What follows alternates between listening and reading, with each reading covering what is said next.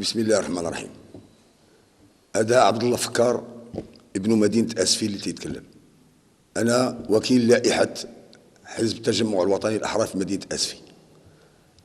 لا داعي باش نشكر نفسي أو نقول شي كلمات في حقي. كل ما في الأمر أنه المواطن المسفيوي هو اللي خصو يتكلم فيا.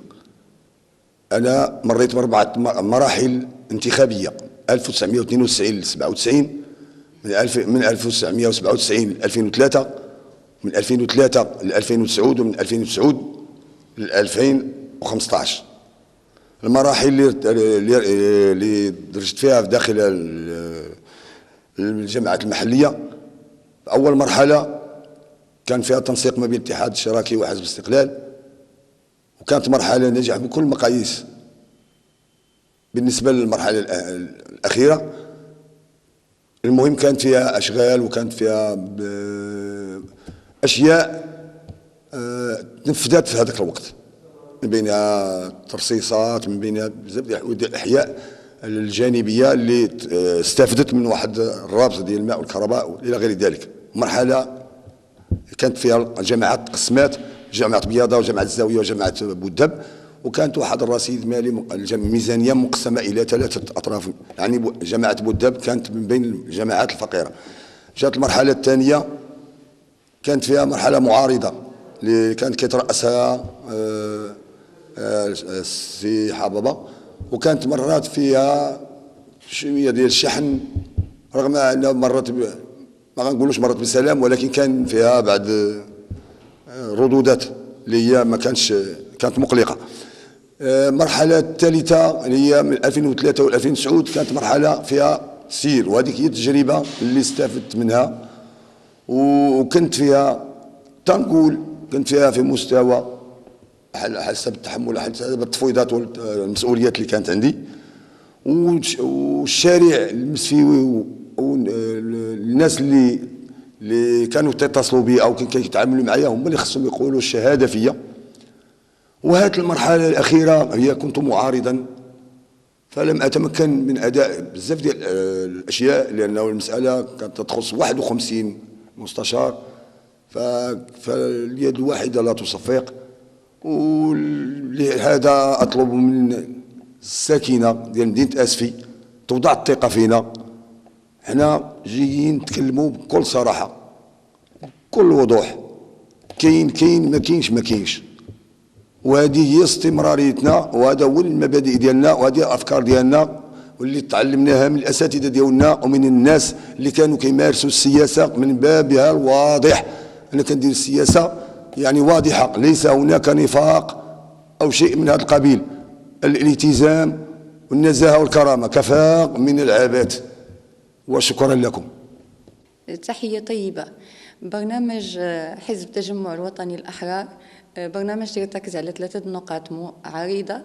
أولا، كيف كل الأحزاب احنا تنمو سياسة القرب من المواطن، إرساء ديمقراطية ومقاربة تشاركية مع المواطن من أجل صنع القرار، ومن أجل المشاركة الفعلية لكل شرائح تكون المجتمع، سواء مجتمع مدني، نساء، شباب، شيوخ، كل اللي كيهموا أمر ديال تقدم وازدهار المجتمعاتنا اقتصاديا، سياسيا، اجتماعيا، على كل المستويات، أنه يشارك معنا في هذه العملية اللي هي تتحدد مصير مجتمعاتنا ومصيرنا، باش نكونوا دائما تنساهموا مساهمة فعلية في تطور المجتمعات، وتكون عندنا يد حقيقية في صنع القرار، وتكون عندنا الكلمة ديالنا، تنوصلوا الكلمة وتنعطيو كلمة وتنشاركوا بواحد الطريقة اللي هي فعالة وديناميكية اللي حقيقية فاش في ازدهار المجتمعات ديالنا، باش نواكبوا الحداثة ونواكبوا التطورات ونقدروا نفرضوا راسنا على المستوى المحلي، مستوى جهوي، مستوى وطني ومستوى دولي. لما لا؟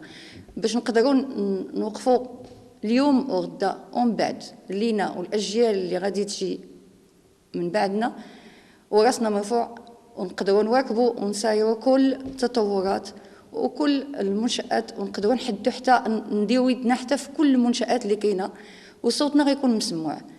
ثانيا بهذه الحاله غادي نكونوا قدرنا نحققوا ما يسمى بالحكامه، حكمه جيده، حكمه جيده في تدبير الشأن العام على مستوياته كيف ما قلت، وطنيا محليا جهويا وطنيا وحتى دوليا.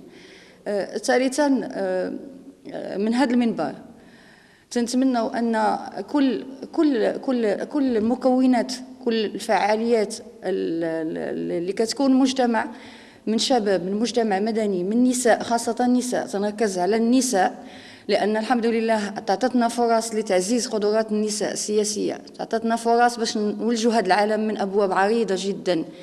تنشد كل النساء، خاصة من تجربتي أنا، تجربة ثانية دوزت الولاية الأولى خاصة في العالم القروي، ولقيت أنه النساء سواء في عالم قروي أو لا في العالم الحضري أو لا في من كل الشرائح، يعني من كل الأوساط اللي عندهم مستويات ثقافية عالية أو لا متوسطة أو لا حتى الناس اللي تعانوا من الأمية، عندهم وعي كبير وعندهم رغبة كبيرة في التغيير وعندهم غيرة كبيرة على الوطن، وباغين يديروا التغيير وباغين يديروا يدهم في التغيير. لان لمسنا هذه المسائل غير من التحركات ديالنا ومن انشطه، خاصه ان الفاعله الجمعويه عاينت هذه المسائل كيف قلت مع كل الشرائح وفي كل الوسائط الاجتماعيه.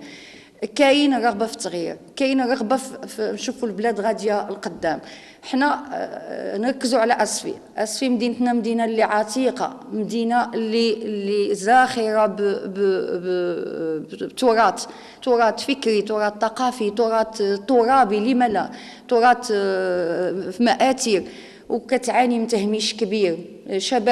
شباب ما تيلقاوش فرصه انهم يولجوا هما الاوائل. الشباب تيطالب بهذه المساله، تيقول لك حنا ولاد المدينه، بهذا المصطلح ولاد المدينه عندنا الحق حنا الاولين في ولوج المناصب الشغل حاليا، خاصه ان مع التطورات اللي تتعرفها المدينه ومع هاد الانفتاحات الاقتصاديه، شباب باغي مناصب الشغل، وحنا باغيين نتعاونوا مع هذا الشباب. ومن هذا المنبر تنوجهوا له النداء باش يكون مشاركه كثيفه في التصويت، لان بالتصويت ديال الشباب، بالتصويت ديال النساء، بالتصويت ديال كل مكونات المجتمع غنقدروا نزيدوا للقدام.